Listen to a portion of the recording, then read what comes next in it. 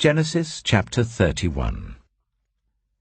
Jacob heard that Laban's sons were saying, "Jacob has taken everything our father owned, and has gained all this wealth from what belonged to our father." And Jacob noticed that Laban's attitude toward him was not what it had been. Then the Lord said to Jacob, "Go back to the land of your fathers and to your relatives, and I will be with you." So Jacob sent word to Rachel and Leah to come out to the fields where his flocks were. He said to them, "I see that your father's attitude towards me is not what it was before, but the God of my father has been with me. You know that I've worked for your father with all my strength, yet your father has cheated me by changing my wages 10 times. However, God has not allowed him to harm me. If he said, 'The speckled ones will be your wages,' then all the flocks gave birth to speckled young. And if he said, 'The streaked ones will be your wages,' then all the flocks bore streaked young. So God has taken away your father's livestock and has given them to me. In breeding season I once had a dream, in which I looked up and saw that the male goats mating with the flock were streaked, speckled, or spotted. The angel of God said to me in the dream, 'Jacob.' I answered, 'Here I am.' And he said, 'Look up and see that all the male goats mating with the flock are streaked, speckled, or spotted, for I have seen all that Laban has been doing to you. I am the God of Bethel, where you anointed a pillar and where you made a vow to me.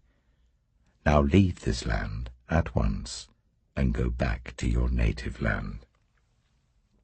Then Rachel and Leah replied, 'Do we still have any share in the inheritance of our father's estate?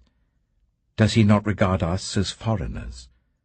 Not only has he sold us, but he has used up what was paid for us.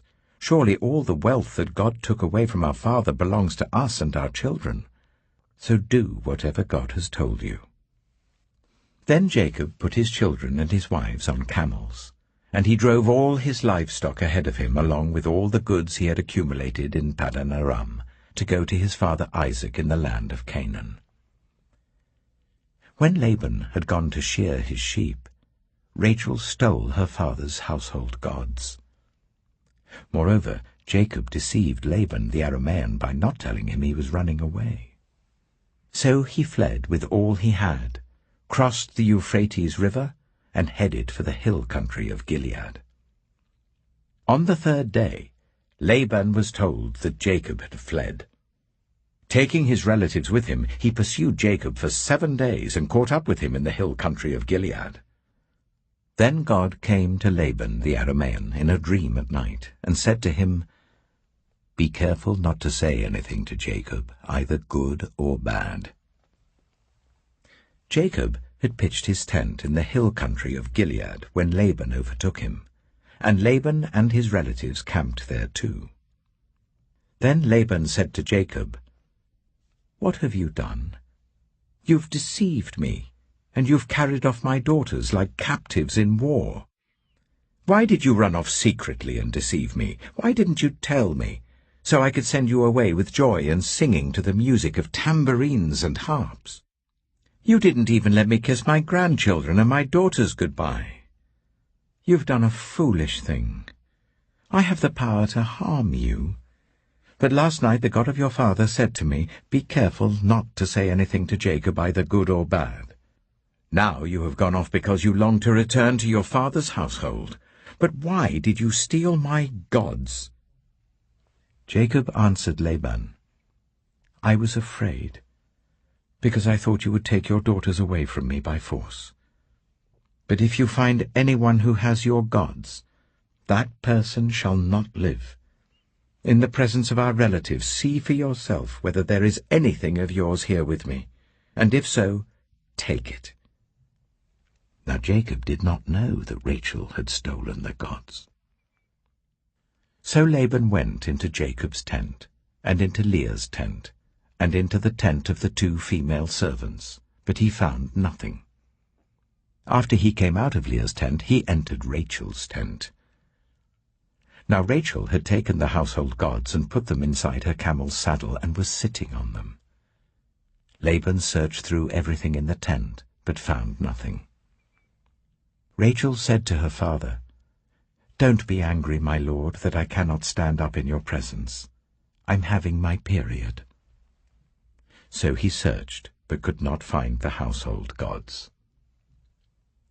Jacob was angry and took Laban to task.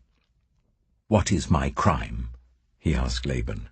"How have I wronged you that you hunt me down? Now that you have searched through all my goods, what have you found that belongs to your household? Put it here in front of your relatives and mine, and let them judge between the two of us. I have been with you for 20 years now. Your sheep and goats have not miscarried, nor have I eaten rams from your flocks. I did not bring you animals torn by wild beasts. I bore the loss myself. And you demanded payment from me for whatever was stolen by day or night. This was my situation. The heat consumed me in the daytime and the cold at night, and sleep fled from my eyes. It was like this for the 20 years I was in your household. I worked for you 14 years for your 2 daughters and 6 years for your flocks, and you changed my wages 10 times. If the God of my father, the God of Abraham, and the fear of Isaac had not been with me, you would surely have sent me away empty-handed. But God has seen my hardship and the toil of my hands, and last night he rebuked you." Laban answered Jacob, "The women are my daughters, the children are my children, and the flocks are my flocks. All you see is mine. Yet what can I do today about these daughters of mine, or about the children they have borne? Come now, let's make a covenant, you and I, and let it serve as a witness between us." So Jacob took a stone and set it up as a pillar. He said to his relatives, "Gather some stones." So they took stones and piled them in a heap, and they ate there by the heap. Laban called it Jegar-sahadutha, and Jacob called it Gilead.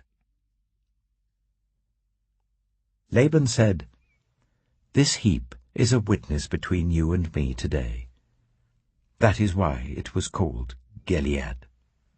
It was also called Mizpah, because he said, "May the Lord keep watch between you and me when we are away from each other. If you ill-treat my daughters, or if you take any wives besides my daughters, even though no one is with us, remember that God is a witness between you and me." Laban also said to Jacob, "Here is this heap, and here is the pillar I have set up between you and me.